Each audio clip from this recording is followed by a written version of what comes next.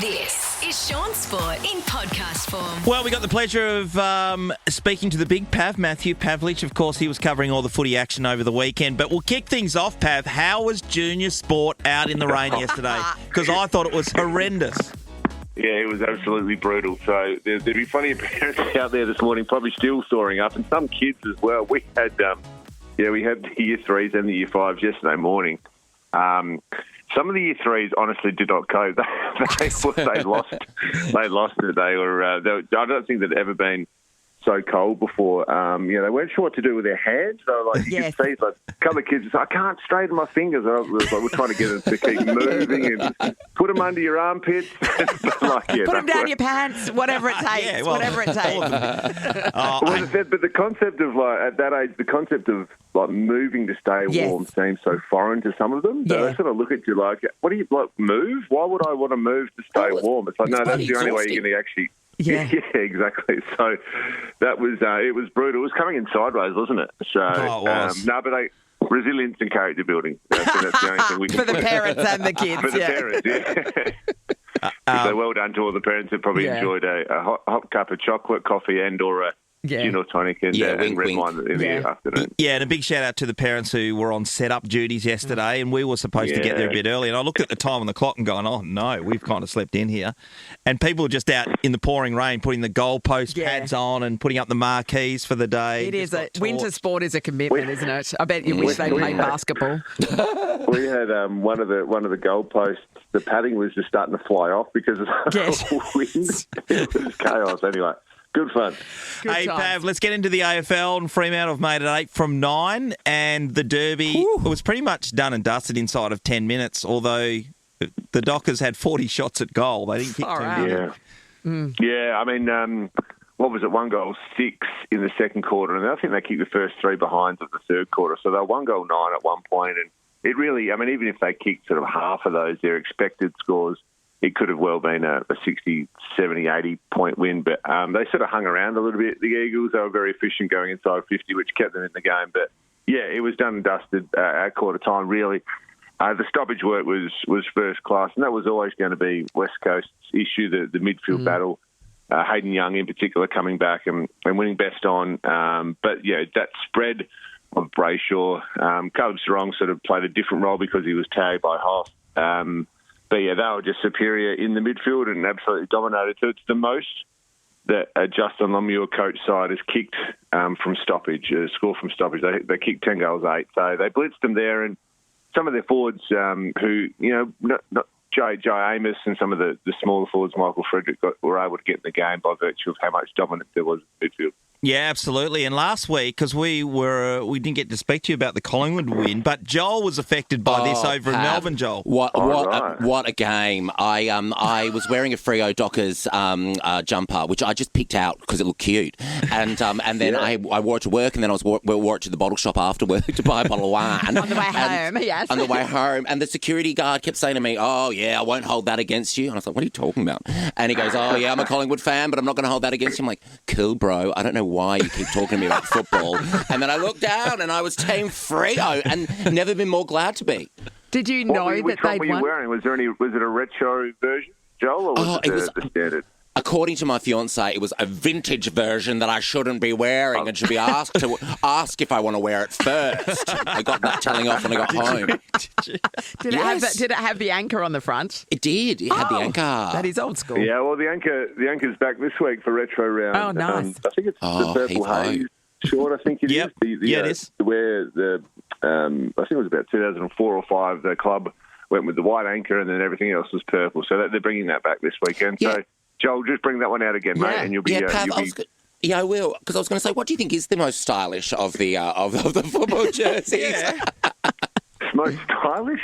Yeah. If you could play for another team. I grew up being a Crow supporter, so I still like that Guernsey. I've still got some childhood memories of that. But I think the Freo one at the moment with the chevrons, which is a link back to the original Fremantle Football Club Guernsey, way back in the sort of late 1800s, early 1900s, is a strong one. I think it's gorgeous, timeless. Bit of chevron action, yeah. Love that. Pav, the West Coast Eagles. There's talk about Harley at the moment. Harley Reid with an injury. What's that looking like?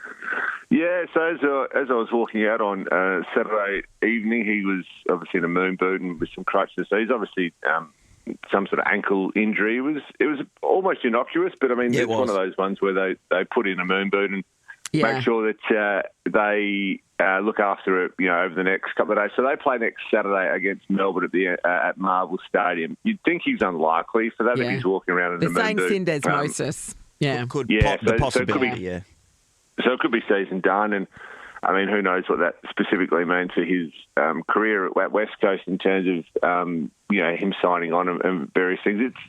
So his manager's been in town all weekend. He's been meeting with not only Harley Reid and West Coast, he's been meeting with his Fremantle players and whatnot, has Nick Geeshan. So I expect that he will probably stay at West Coast. But, it means that he's probably done for the season if it's a syndesmosis injury. What we're hearing about the contract, Joel, is that Harley Reid is looking at a possibility of an 11-year contract. Now, the first couple of years that he's put to the West Coast Eagles... We haven't seen that since Buddy Franklin, have we? Well, it's a caveat. So I'll play for you for 2 years. Yes. And if we reach certain heights and all that kind of stuff, then I'll so it's like sign on, like KPIs. There's some options, and it's his option to stay. Stay for another 9. But can you imagine the amount of money that he'll be off for the first couple of years? Oh, I might discuss this with Nova, actually. Yeah, absolutely. Take this to the big kahunas. Oh, Pav, big numbers. How do you feel? What do you think, Shaun, about this deal? I mean, for a second-year player, I know he's a talent, but is he actually adding the stuff that people want for someone who's going to be there for that long to the locker room? Is he adding to the leadership, the culture? Yeah. Is he actually the player that we all probably expect him? And is he putting pressure on himself that way? Do you know what I mean? Like, there's an expectation that comes if you're a $20 million player. Well, absolutely. So he's not in the top-rated 100 players in the competition today. As we speak, yeah. And he would go to number 1 in terms of being paid. So there's a lot that the West Coast Eagles have to carry. But also, there's a lot that he has to carry. He carries that pretty well now. Yeah. I think he loves... I think the upside if you're West Coast here is that you lock someone in for a couple of years and you actually, by virtue of having that longer-term contract, as you have the upper hand when negotiating with another club, you've got that power in terms of, well, hey, look, we've got someone on the hook here for 9 years. If you want him, you're going to have to give up the world to get him back, whether that's players or draft picks. So it is relatively smart business if you're a West Coast Eagles fan. If you're Harley Reid, it puts you in a good position to lock away your long-term future. So it's an interesting one. I just think it's a huge risk for both, probably for West Coast, really, to be offering that much right now. Oh, it's a lot of coin. I'd take it. Good on you, Pav. I look forward to catching you this week. See you later. Good on you. Cheers, Pav. Thanks, Pav. Shaun Sport in podcast form. Righto, Nat, let's head over to Belgium for the Grand Prix that happened last night. Oscar Piastri dominating again. Was able to get the checkered flag ahead of Lando Norris. It's his 6th win of the year, more than any other Australian one season. That's amazing, isn't it? Yeah, he's 16 points clear on the Drivers' Championship at the moment. And the thing was, last night he had to start in second position because his second session of the qualifying wasn't as strong as what he thought it would be. But after just one lap, or 2 laps, he was able to get see you past, later, suckers. Yeah, Lando Norris. Amazing. And it was wet at the start. When you're watching guys drive cars that fast and they're driving in wet conditions and they're burning rubber, it is amazing. It is amazing, isn't it? Yeah. Because here in Perth, when it starts raining, we all just slow down to a crawl. We do. We can't get around a roundabout. No, it's impossible. These guys are zipping around each other. Unbelievable. This is the great man, Oscar Piastri, following the victory over his teammate Lando Norris. I knew that lap 1 was going to be probably my best chance of winning the race, and I got a good exit out of turn 1, and then lifted as little as I dared through Eau Rouge, and then it was enough. So no, we had it mostly under control, which is what I wanted. And I was pretty disappointed with myself after yesterday, but turns out starting second at Spa's not too bad after all. So they're teammates, right? And at the beginning of the season, it was like there was no real call on who was the number 1 driver. Yeah. So now, obviously, it is him if he's 16 points clear. So technically, the team could tell Lando to let him past, right? Yeah, that's not going to happen. And we've seen that happen before with teams. Yeah. I always felt that Oscar was number 2 to Lando, and Yes. it seemed like that at the start of the year. It'll depend. So there's 11 races still to go. Yes. Right? There's millions of races. I feel like the F1 season is one of the most out of grueling control. Settle seasons down. of sport. You can't in have the one world. everywhere. Yeah, it turns out you can. And no wonder, because they're getting paid a truckload. Yeah. So Oscar Piastri signed an $81 million. He had an $81 million sign-on bonus. He was on a base salary of $6 million plus, right? So his sign-on bonus was $81 million. Yeah, it says sign-on bonus 81. I don't know if that's his He has to collective- pay tax on it, though, everyone. Settle down. Yeah, it is tough now. You're dead right. But until we go Actually, a few he more probably in, doesn't. He probably lives in bloody Monte Carlo or something there where they don't have it. why aren't we doing that kind of stuff? Yeah. Because we don't get paid the money. Yeah, because we can't afford to live in Monte Carlo. That's exactly right. Until we go probably another 6 races in. Yes. And if Lando's still in the mix there, then they'll just continue to go head to head. Yeah. It's And a lot of amazing, that comes isn't down to how good your mechanics are in your team at any one time, because there's only little bits and pieces that it determines who's the fastest car. Yes, it's millimetres, isn't it, that we're talking about? Yeah, Most definitely. It's amazing. Anyway, it's great news for Australian racing fans and for Australia as a whole to have him up there. Moving on to the World Champion Swimming titles are taking place just in Singapore, so this is good news. Last night there was a few qualifications that were going on, which I was able to see, and I only watched a little bit, but I was able to see the relays of both the men and the women. Yeah. And to kick things off, the women went in as the 100-metre freestyle relay as the underdogs, and they had a couple of new faces in their team. The commentary wasn't expecting them to do so well, and by that meaning that the US should have beaten them. That's right, and there's no Campbell sisters, which, have been the backbone of our relay teams for years, yeah. But the girls were fantastic, and the last 2 swimmers were our youngest in the team, and including Olivia Woods, who powered home in the last bit to be able to take care of the USA, and we claimed gold again. Even with new faces and fresh faces in our swim team, which is amazing. And Cole Chalmers did the great thing, as he's done so often, and powered home in the last 50 metres to claim the gold for the men as well. So amazing. Well done to that both our double, teams. that's incredible. Well done. Yeah, and finally, we'll talk about the AFL coming off the back, and we've got Pav coming up a bit later on, so we'll talk about the Derby and Fremantle's win there by 49 points. But yesterday's footy, the weekend was full of crap games, let's be honest. There was derbies all over the place, and every one was a blowout.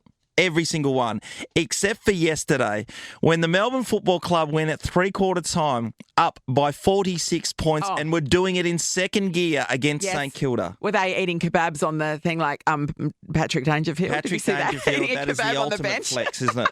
Couldn't give a shit about anything else. He'd been subbed out, but still, he's having a kebab. Pretty rude. So, 46-point comeback by the Saints. Nazaya Wanganeen-Millera led the Saints to a comeback, including him kicking the final 2 goals.